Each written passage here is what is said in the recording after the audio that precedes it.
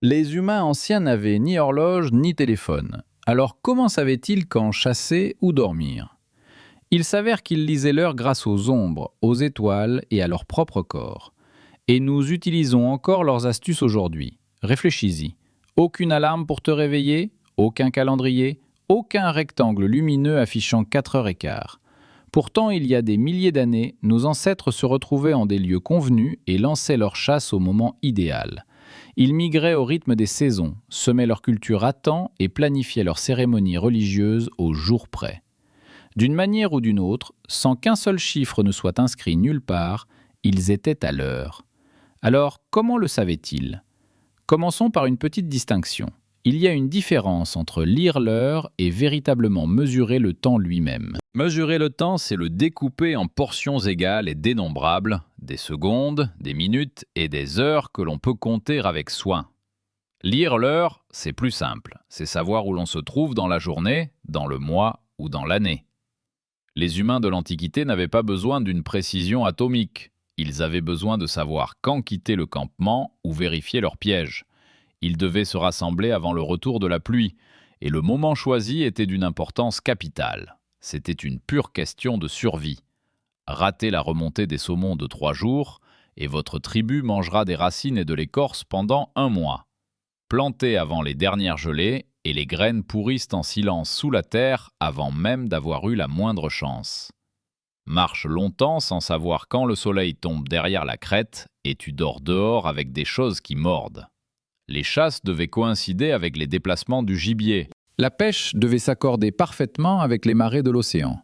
Les rituels devaient s'aligner sur la lune. Des migrations entières s'organisaient autour d'une compréhension commune du temps. Nos ancêtres utilisaient 4 outils principaux: le ciel, l'ombre, l'eau et le corps humain lui-même. Voilà la visite que nous faisons aujourd'hui. Abonnez-vous si vous êtes curieux de découvrir ce que nos ancêtres avaient discrètement compris. Parce que voilà la vérité.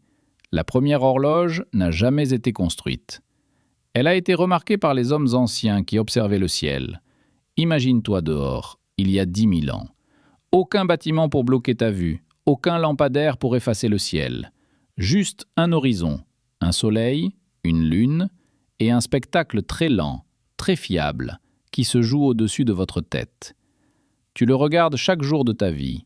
Tes parents le regardaient, leurs parents le regardaient, génération après génération. Au fil des générations, certains schémas deviennent évidents d'une manière difficile à expliquer à quelqu'un avec un smartphone. C'est le paradoxe. Les humains anciens n'avaient ni chiffres, ni unités, ni minutes, et pourtant, ils étaient remarquablement précis. Ils pouvaient vous dire quel jour une certaine étoile apparaîtrait pour la première fois à l'horizon avec une précision d'un seul jour. Ils pouvaient prédire les éclipses, synchroniser les naissances avec un cycle lunaire, le tout sans l'arithmétique telle que nous la connaissons aujourd'hui. L'astuce, c'est qu'ils ne concevaient pas le temps comme une mesure. Ils le voyaient comme un motif, un rythme, quelque chose que le monde a fait, encore et que tu as appris en observant en silence au fil des saisons de ta vie. Et le motif le plus grand, le plus éclatant, le plus évident dans le ciel était bien sûr le grand soleil brûlant au-dessus de nos têtes. Le soleil est devenu le premier point de repère commun de l'humanité. Tout le monde pouvait le voir. Tout le monde s'accordait sur ce qu'il faisait. Il s'est levé, a traversé le ciel, est descendu, puis est revenu. Le même arc fiable, jour après jour. Et surtout, il le faisait de manière légèrement différente selon la saison. Plus haut en été, plus bas en hiver. Se levant chaque matin à un endroit légèrement différent de l'horizon, traçant une trajectoire sans cesse changeante tout au long de l'année. Alors, bien avant que les humains anciens ne se soucient des heures, ils ont compris les saisons. Les saisons sont venues en premier et de très loin. Une saison, c'est facile.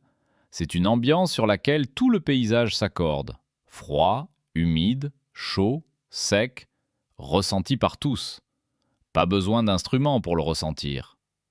Les heures, c'est plus difficile. Les heures sont petites, et les petites choses passent inaperçues. Le soleil bouge, il ne s'arrête jamais. Alors comment le fixer? Planter un bâton dans le sol.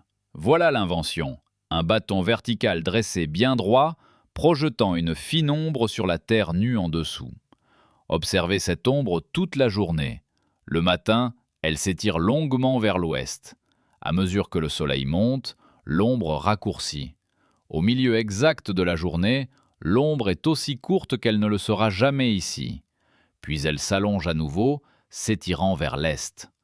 Au coucher du soleil, elle est de nouveau longue, pointant à l'opposé de son point de départ. Ce bâton porte un nom. Les scientifiques l'appellent un gnomon, peut-être le plus ancien instrument scientifique de l'histoire de l'humanité. Et c'est pratiquement gratuit. N'importe qui peut en fabriquer un. Un enfant peut le comprendre. Il suffit de lire la forme de l'ombre. Les Égyptiens ont repris cette idée et l'ont bâtie à une échelle immense. Leurs obélisques de pierre n'étaient pas de simples ornements, c'étaient des horloges publiques. Un unique obélisque projetait une ombre qui balayait la place comme l'aiguille d'un cadran solaire géant. Les gens levaient les yeux, voyaient où se trouvait l'ombre et savaient quand travailler, manger ou rentrer chez eux. Au fait, midi n'a pas été inventé, il a été découvert. Midi, c'est simplement le moment où l'ombre est la plus courte. Chaque gnomon sur Terre s'accorde sur le midi à cet endroit précis. Notre midi est plus ancien que toutes les langues parlées. Bien en journée. Mais la nuit, le soleil disparaît. Et pendant la moitié de chaque journée, les ombres ne fonctionnent plus. Si vous êtes un homme des temps anciens, surveillant les tours de garde d'une caravane ou minutant un rituel à minuit, il vous fallait un autre système. Alors nos ancêtres ont levé les yeux. Les étoiles, il s'avère, sont aussi une horloge, étonnamment précise. Différentes étoiles se lèvent à différentes périodes de l'année. Chaque nuit, elles suivent le même ordre, aux mêmes intervalles. Mémorisez l'étoile qui se lève en premier après le coucher du soleil, puis la suivante. Un compte à rebours visible des heures de la nuit. Les Égyptiens, encore une fois, en étaient obsédés. Ils ont divisé le ciel entier en 36 groupes d'étoiles, appelés décans. Chaque décan se levait à un moment précis. Lorsque l'un d'eux apparaissait, le prêtre de service connaissait l'heure qu'il était. Au fil des décans, l'aube approchait. C'est, en quelque sorte, l'ancêtre de la journée de 24 heures. 12 décans la nuit, 12 heures d'ombre le jour. Additionnez-les, c'est le nombre que nous utilisons encore aujourd'hui. La lune, quant à elle, marquait le mois. Observe-la pendant quelques semaines. Elle passe d'un mince croissant à la pleine lune, puis revient. Ce cycle dure environ 29 jours. C'est d'ailleurs de là que vient le mot « mois », même racine que lune. Chaque culture de la planète, indépendamment, a utilisé la lune pour organiser les mois. Des dizaines de civilisations, une seule horloge partagée. Les fermiers semaient selon elle, les marins naviguaient selon elle. Les prêtres fixaient les fêtes selon elle. Une seule horloge d'argent pour tous. Pour les cycles les plus longs de tous, nos ancêtres observaient l'oscillation annuelle du soleil se déplacer au fil des saisons. En été, le soleil se lève loin au nord-est et se couche loin au nord-ouest chaque soir. En hiver, il se blottit bas et court dans le ciel du sud, s'élevant à peine au-dessus de l'horizon glacé. Les jours extrêmes, le plus long et le plus court, sont appelés solstices. Nos ancêtres les marquaient avec la pierre. Stonehenge, en Angleterre, est essentiellement un immense réveil du solstice, bâti à partir de gigantesques pierres brutes dressées à la verticale. Au matin du solstice d'été, le soleil se lève exactement à travers une ouverture précise entre les pierres. Newgrange, en Irlande, est encore plus ancien, 5000 ans, un tombeau à couloir néolithique bâti par des agriculteurs. Au solstice d'hiver, un rayon de soleil pénètre par une étroite fente et glisse lentement le long d'un corridor. Ce simple rayon de lumière pénètre jusqu'au fond d'une sombre chambre intérieure, l'illuminant brièvement. Des gens ont vraiment bâti ces monuments, traînant à travers la campagne des pierres grosses comme des autobus pour cet instant précis. Ils se tenaient au bon endroit pour regarder le soleil faire exactement ce qu'ils savaient qu'il ferait. Ce n'est pas de la superstition, c'est de l'astronomie. Une prédiction pure et reproductible, mise à l'épreuve contre le ciel tournant, chaque année sans exception. Mais parfois la météo gâche le ciel. Les nuages arrivent, les tempêtes arrivent, des semaines entières de bruine grise arrivent. Quand le soleil et les étoiles sont cachés, on ne peut pas les lire. Alors nos ancêtres ont fait preuve d'ingéniosité à l'intérieur. Alors ils entrèrent et inventèrent la clepsydre, un simple récipient qui mesure le temps grâce à des gouttes. Le nom savant est clepsydre, ce qui signifie littéralement « voleuse d'eau » en grec, un nom poétique pour un objet tout simple. C'est un récipient avec un petit trou. Vous le remplissez et l'eau s'écoule goutte à goutte à un rythme régulier. À mesure que le niveau de l'eau baisse, des repères à l'intérieur du récipient vous indiquent précisément combien de temps s'est écoulé. Voilà, simple, élégant. Et ça fonctionne qu'il soit midi ou minuit, qu'il fasse soleil dehors ou qu'il pleuve à verse. Les Égyptiens utilisaient des horloges à eau dans les temples pour rythmer les rituels nocturnes. Les Grecs s'en servaient dans les tribunaux. Des études montrent que les procès athéniens avaient des limites de temps strictes. Pour les faire respecter, on posait une clepsydre et de dire à l'avocat qu'il pouvait parler jusqu'à ce que ça arrête de goûter. Quand l'eau s'est arrêtée, tu t'es assis. Que vous ayez terminé votre argument ou non. Franchement, un système judiciaire que j'aimerais voir revivre aujourd'hui. Les horloges à eau furent les premiers dispositifs à mesurer le temps indépendamment du ciel. Elles se moquaient de la météo. Ils se moquaient de la saison. Ils s'écoulaient, tout simplement. Pour la première fois, on pouvait comparer les durées d'un endroit à l'autre. 2 cérémonies dans des villes différentes pouvaient durer le même temps, à condition de calibrer vos jarres de la même façon. Pourtant, les horloges à eau n'étaient pas portables. Impossible d'en attacher une à son poignet ou de l'emporter en marche. Alors les gens ont encore fait preuve d'ingéniosité. Des horloges à encens, des horloges à bougies, des cordes nouées, imbibées d'huile et allumées lentement. Les Chinois perfectionnèrent les horloges à encens en de superbes dispositifs où un bâtonnet parfumé se consumait le long d'une rainure sculptée et un parfum bien précis s'élevait à l'arrivée d'une certaine heure. On pouvait littéralement sentir le temps. Chaque heure avait son parfum. Imaginez cela comme votre réveil. Non pas une sonnerie, mais du santal qui se transforme en pas. Les bougies fonctionnaient de la même façon. On marquait une bougie avec des anneaux. À mesure qu'elle se consume, la flamme franchit chaque anneau. Plantez un clou dans la cire. Quand la cire fond jusqu'au clou, il tombe et teinte en dessous. C'est un vrai réveil, inventé bien avant l'électricité, fabriqué avec ce que n'importe qui peut trouver dans les bois. Et sous tout cela, nos ancêtres possédaient la plus ancienne des horloges, le corps lui-même, mesurant le temps en silence. La faim arrive à heure fixe. La fatigue arrive à heure fixe. Ton pouls égrène les secondes, même sans les compter. Des études montrent que des personnes enfermées dans des grottes sans lumière du soleil pendant des semaines adoptent quand même un rythme de 24 heures. Le corps sait. Il a toujours su. Les soldats romains en marche mesuraient la journée à leur propre fatigue, leur propre faim, la position du soleil sur leur armure. Le corps lui-même leur servait d'horloge. Les heures romaines, le mot latin est hora, avaient une propriété étrange. Elles s'étiraient et se contractaient au fil des saisons. Attendez, les heures n'avaient pas toutes la même durée ? Non, pas du tout. Et c'est là que ça devient vraiment intéressant. Voici comment cela fonctionnait.